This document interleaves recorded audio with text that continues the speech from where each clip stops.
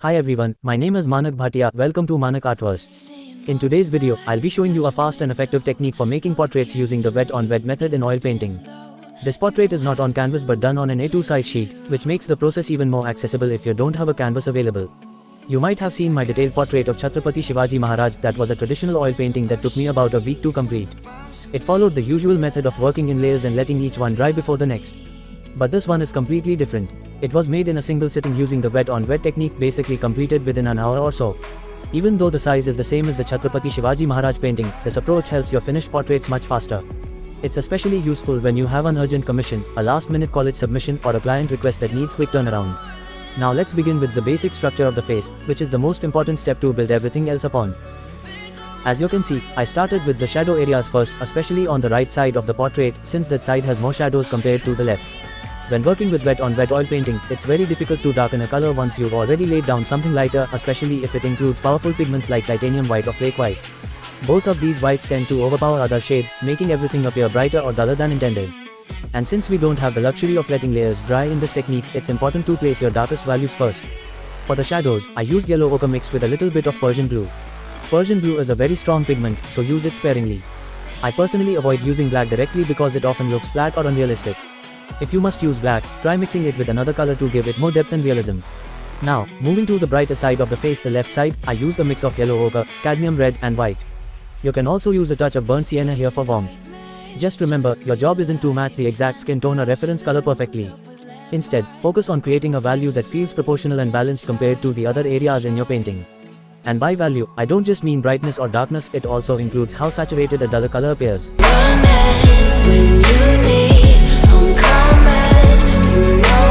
Now I'm applying the same process to the neck, starting with the shadow areas first and then moving to the brighter regions.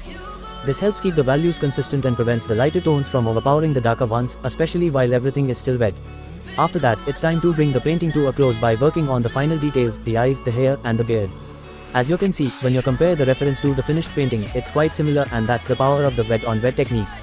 The goal here isn't to make a hyper-exact copy of the reference but to complete the artwork as efficiently and effectively as possible.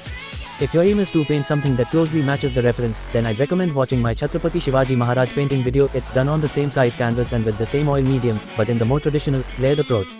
And remember, you might even be able to paint faster than me since I had to slow down and adjust constantly for the camera during the filming process. Even the shirt in this painting wasn't matched exactly, I just applied a few colors that felt close enough to maintain harmony in the portrait.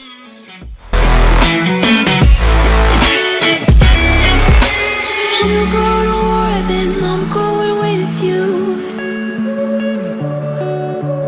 Pick up my sword, yeah, there's nothing I won't do. When you sound the alarms and the chaos is rising, leading the charge, I'm coming, I'll fight. I swear on the breath that I breathe, I'll never retreat, yeah, I'll be your army.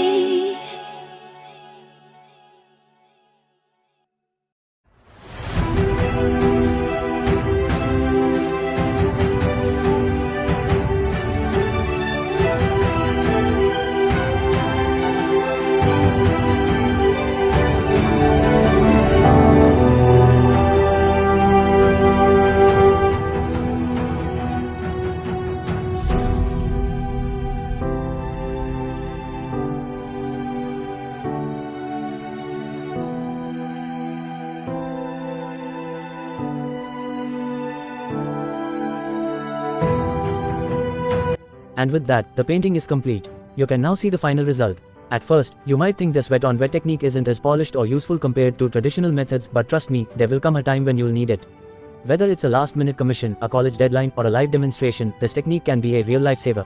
It's all about being versatile and knowing how to adapt your process depending on the situation. I hope this video gave you some insight into how to approach quick portrait studies using oil paint. Now I'm putting both paintings side by side, this quick wet-on-wet portrait and my detailed oil painting of Chhatrapati Shivaji Maharaj. You can clearly see the difference in approach. The Shivaji Maharaj portrait was built up slowly over a week, using the traditional method with multiple layers and drying time in between. It allowed for finer control and detail. On the other hand, the one we just completed was done in a single sitting, with speed and efficiency as the priority. Both techniques have their place, and it's important as an artist to understand when to use which. If you haven't seen the full process of the Chhatrapati Shivaji Maharaj painting yet, I highly recommend checking out that video on my channel. It's a deeper dive into realistic oil portraiture, and I go into a lot more detail there. And with that, thank you so much for watching. If you found this helpful or inspiring, do give it a like and don't forget to subscribe to Manik Artverse for more painting tutorials, time lapses and stories behind the art. Until next time, keep creating, keep exploring.